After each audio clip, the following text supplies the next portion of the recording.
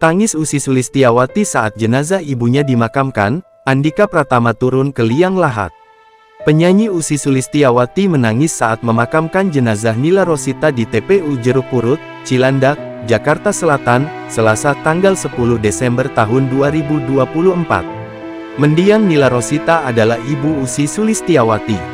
Ibunda Usi Sulistiawati itu meninggal dunia di rumah sakit, Selasa pagi, setelah berjuang sembuh dari sakit ginjal yang dideritanya sejak 4 tahun lalu. Mama sudah lama sakit, sejak 4 tahun lalu, dan kesehatannya beberapa bulan terakhir ini naik turun, kata Andhika Pratama di Lebak Bulus, Cilandak, Jakarta Selatan, Selasa siang. Ibu Usi Sulistiawati itu bahkan sering keluar masuk rumah sakit. Mama sakit ginjal, ucap Andhika Pratama. Usi Sulistiawati begitu dekat dengan mendiang ibunya. Usi dekat sama mama dan dia sangat kehilangan, kata Andhika. Mendiang Nila Rosita bahkan selalu menemani Usi Sulistiawati saat syuting. Saat meninggal dunia, ibu Usi Sulistiawati itu ditemani suaminya, perawat dan pekerja di rumah.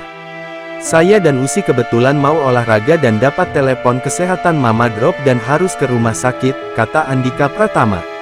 Ketika Andhika Pratama dan Usi Sulistiawati sedang dalam perjalanan menuju rumah sakit, Nila Rosita dinyatakan meninggal. Jenazah Nila Rosita dimakamkan di TPU Jeruk Purut, Cilandak, Jakarta Selatan, Selasa sore. Andhika Pratama ikut memakamkan jenazah ibu mertuanya itu dan turun langsung ke liang lahat.